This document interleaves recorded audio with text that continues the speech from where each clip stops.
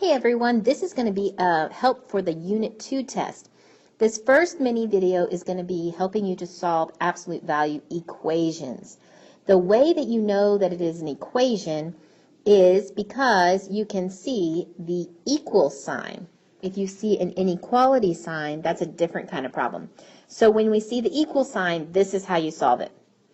The first step that you always want to look for is you want to see if your absolute value bars are isolated. We want to make sure they are alone on one side of the equal sign. So the first step you always want to do is isolate. So we have to look at this problem and see what do we need to get rid of. Well, I need to get rid of this 5 and the negative 2. Remember, when we're solving algebra problems, we work our order of operations backwards. So first we're going to ask ourselves, is there anything we can add or subtract away? Since the 5 is added, I need to do the opposite. I need to minus 5, subtract 5 from both sides. Everything else is just going to come down. All right, and then I'm going to total up 1 minus 5, leaves me with negative 4. Now my absolute value bars are still not isolated. I next need to get rid of this negative 2. This negative 2 is multiplied times this. So to undo that, I have to divide because that is the opposite of multiplying. So that cancels that, and I'm left with absolute value of 2x minus 6. Negative 4 divided by negative 2 leaves me with a positive 2. All right, I have now done step 1 of isolating the absolute value bars. Second step is to break it into 2 equations. We're breaking it out of jail now. So in order to break it out of jail, I have to set this problem equal to 2x minus 6 equals positive 2, and 2x minus 6 equals negative 2. All right, now we are ready to solve both equations. We will get 2 answers here. So just solving like we would a regular equation, I would need to plus 6 because it's being subtracted right now. And I get 8. And then last I would need to divide by 2. So my first answer is going to be 4. All right, over on the other equation. Again, I'm going to add 6. Bring down my 2x. Negative 2 and positive 6 gives me 4. Last I need to divide by 2 since it's being multiplied right now. And my answer is 2.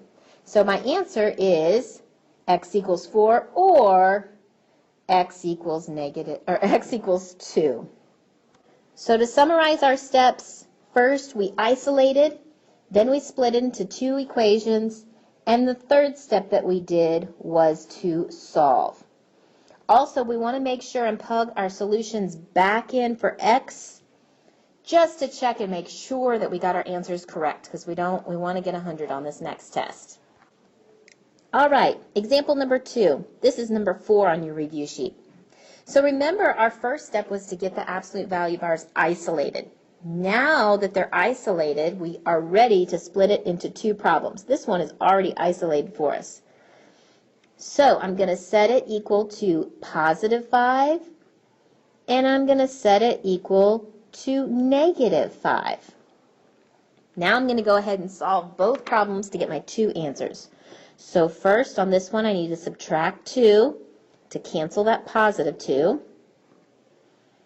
5 minus 2 leaves me with 3. Or my other answer, if I subtract 2 over here, my other answer is going to be negative 7. So my answer is positive 3 or negative 7. Let's plug it back in just to practice. So if I plug in 3 here, 3 plus 2 is 5. Take the absolute value of 5, and 5 does equal 5. So that checks out. Let's try the other one. Plug in negative 7 for x. Negative 7 plus 2, negative 5. Take the absolute value of negative 5. Remember, absolute value means that you ask yourself, how far away is it from 0? Well, negative 5 is 5 steps away from 0. So 5 does equal 5. That checks out. All right, the last example I wanted to show you was how it looked like if we were going to graph it. So one thing to keep in mind is that you're going to put this piece of your equation into y1 of your calculator, and this piece you're going to put into y2. And then go to the graph and see what it looks like.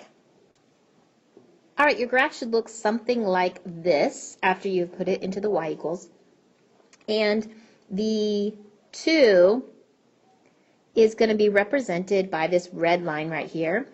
And what's in y1 is represented by the blue line. What you're looking for to find the solutions is where those two lines intersect. So there's one there and there's one there. So my solutions are 5 and -3.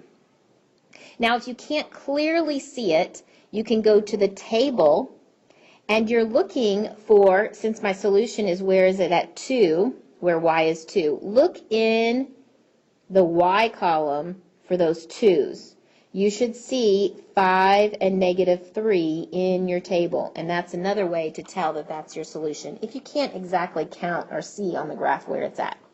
But that's how you do it. Now this is the same, you should get the same solutions if you solve this algebraically like we did in the previous 2 examples. This is just another way of doing it. And that's it for solving equations. Just don't forget to set it equal to the positive and negative. There's 2 stories when you break it out of jail. Only set it equal to the positive negative at the same time as when you break it out of jail. Good luck.